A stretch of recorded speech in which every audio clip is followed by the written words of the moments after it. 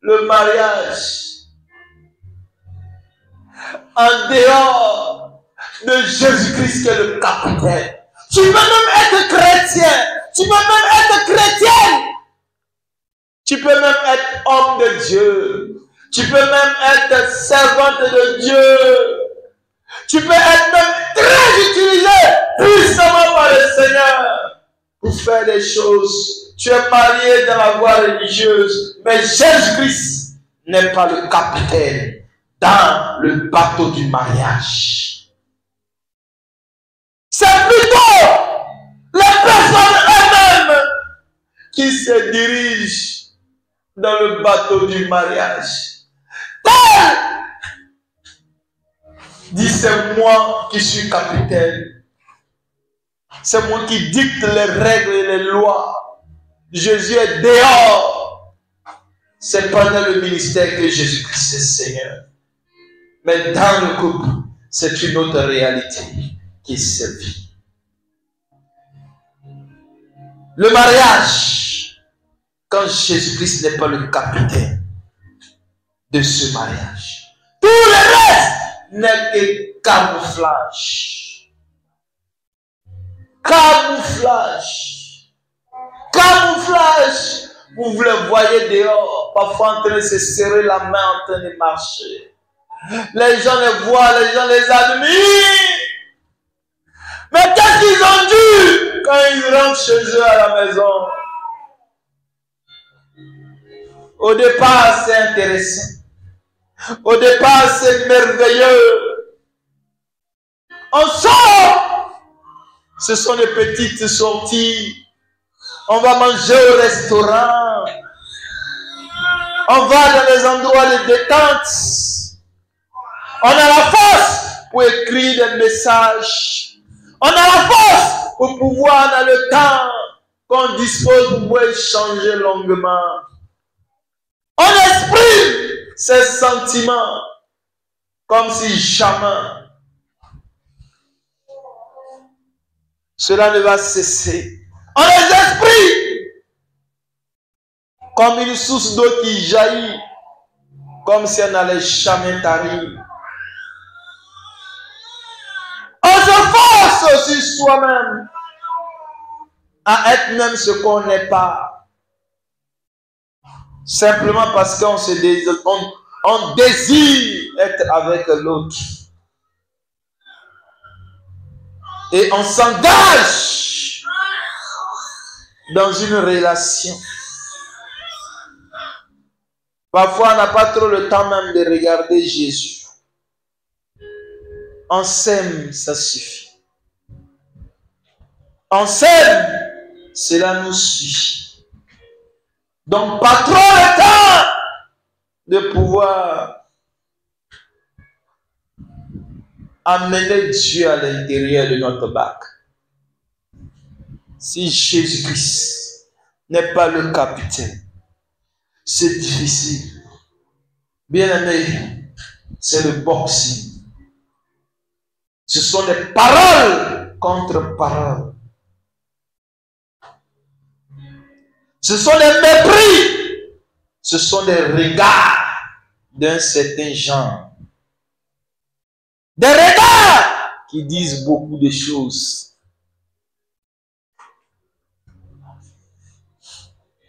On n'a pas besoin de l'exprimer.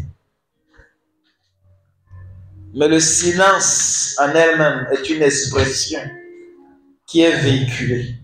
L'autre a reçu déjà. C'est l'un des endroits. Quoique tu n'es jamais parti dans une école des sourds, muets, pour pouvoir apprendre le langage. Mais dans le mariage, c'est-à-dire le langage des codes là, tu comprends les signes comme si de rien n'était. On t'a pas enseigné ça. Mais toi, tu comprends même dans les signes.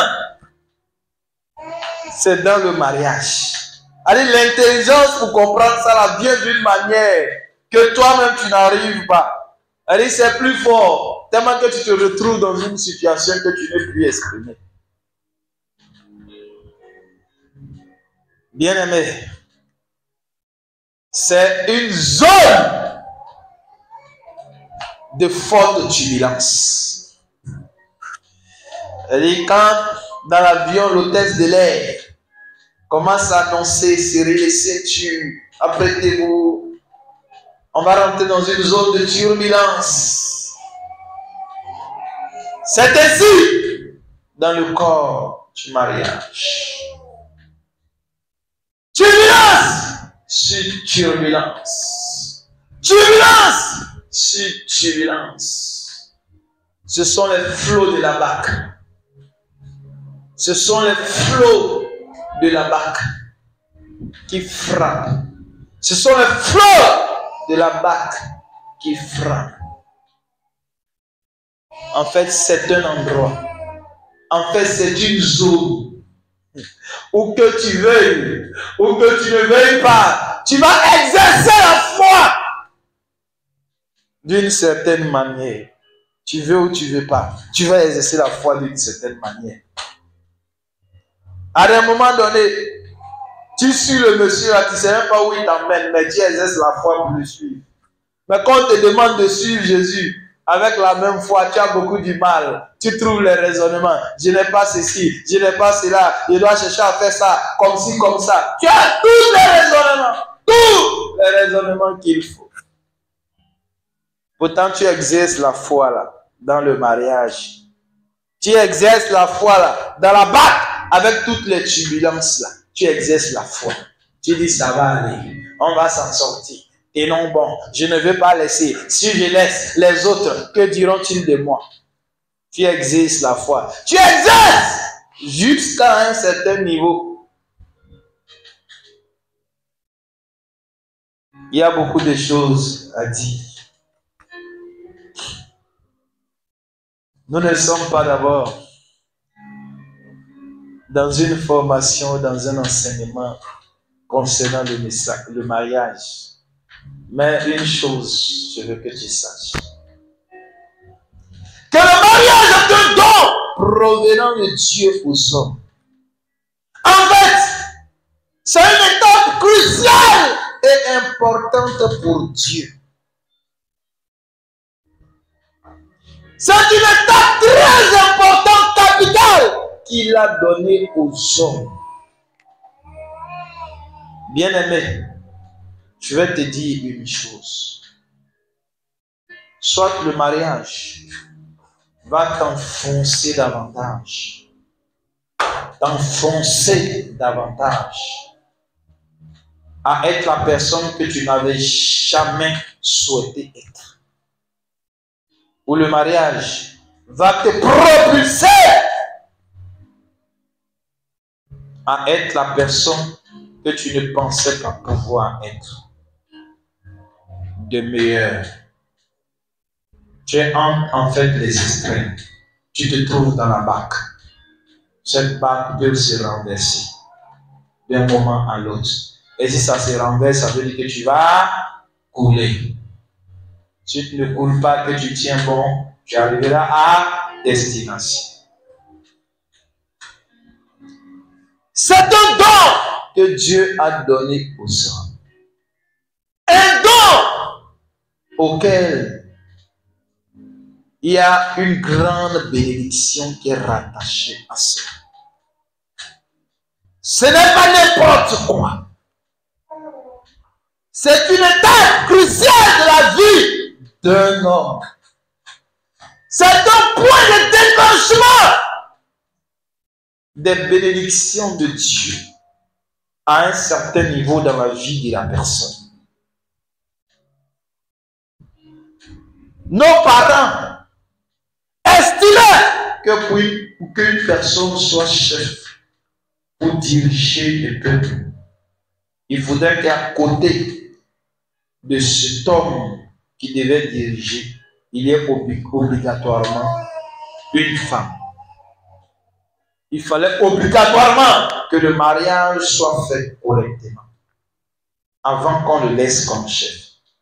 Ils connaissaient qu'il y avait des lois qui régissaient cela. Et quand cela était effectué, cela permettait de régler énormément de situations. Cela permettait de canaliser la personne. Cela permettait à la personne d'être rangée dans un bon nombre de choses. En fait, nos parents connaissaient déjà cela. C'est une grande porte d'ouverture, de déploiement, de déversement de la bénédiction de Dieu. Ce n'est pas quelque chose d'aussi simple comme on le croit. On s'avance et rencontre dehors. On s'attrape les mains et puis vas-y. On commence à fonder les foyers. Non, ça ne se passe pas comme ça. Ce n'est pas quelque chose auquel tu dois jouer avec. Tu ne dois pas t'amuser.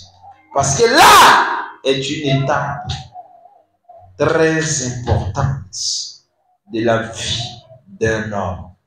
À partir de là, il y a beaucoup d'étoiles, des étoiles qui doivent briller, briller, briller, scintiller.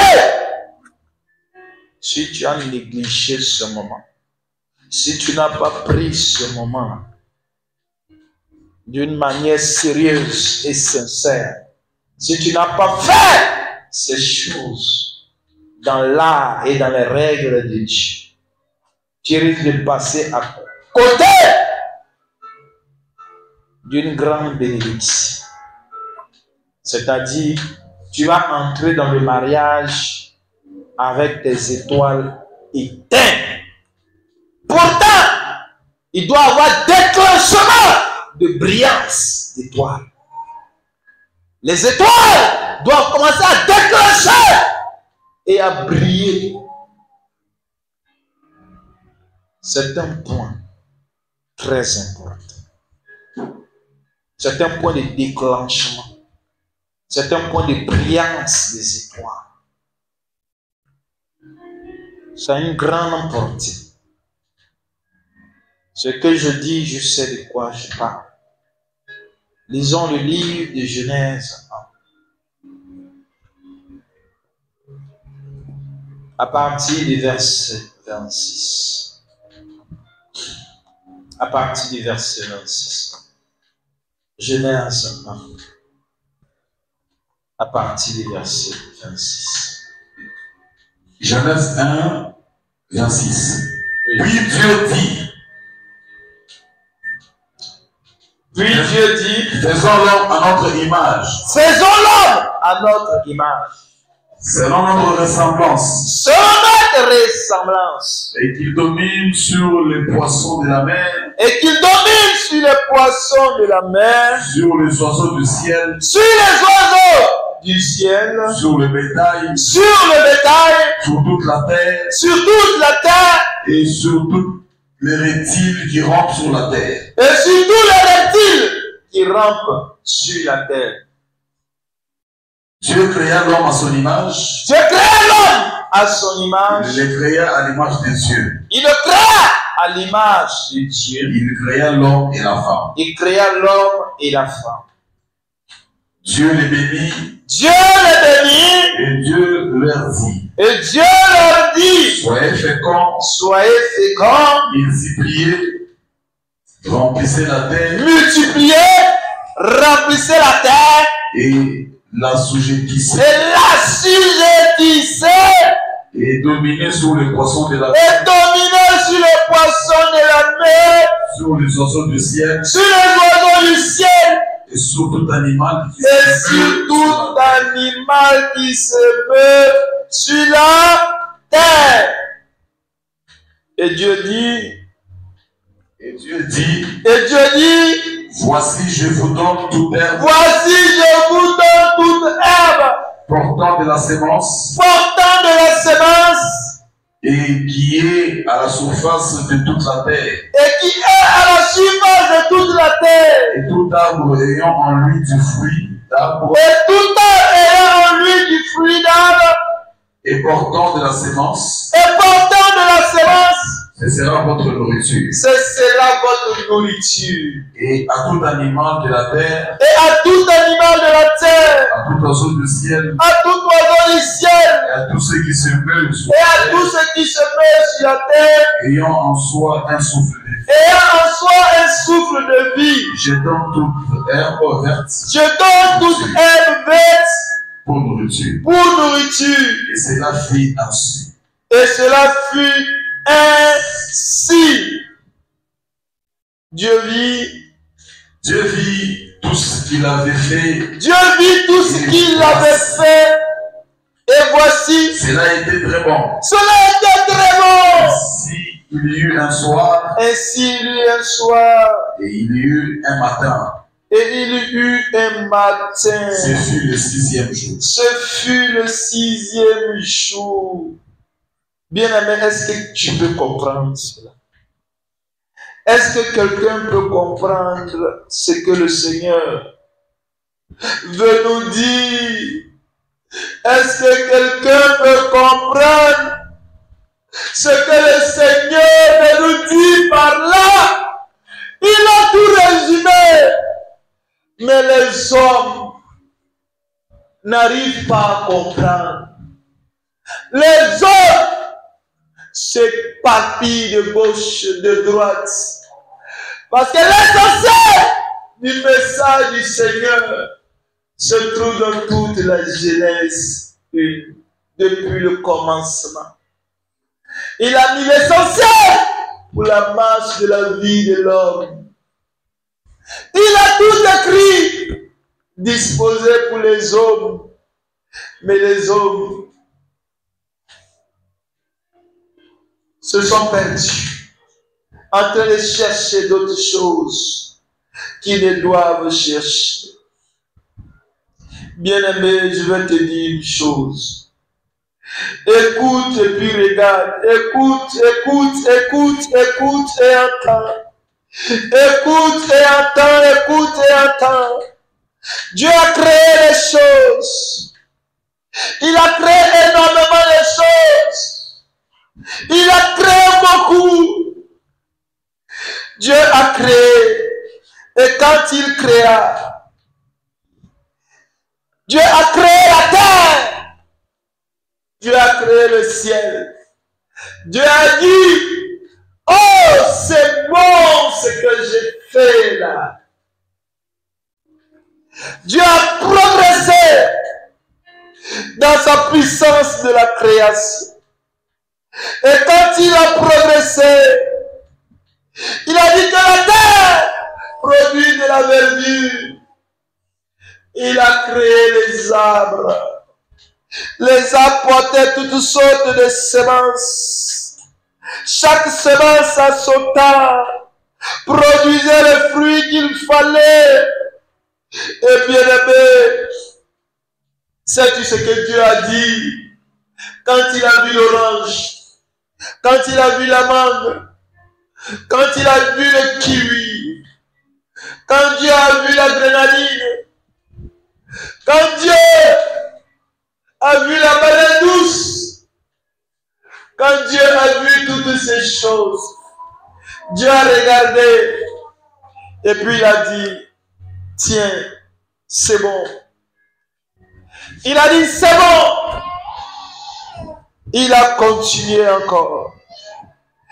Dieu a regardé encore. Et puis il a dit, tiens, j'ai besoin de créer des luminaires. Il a fait le soleil, il a fait la lune, il a fait les étoiles. Il a fait toute cette création. Et puis Dieu a dit, ce que j'ai fait, vraiment, c'est bon. C'est-à-dire, il appréciait la chose.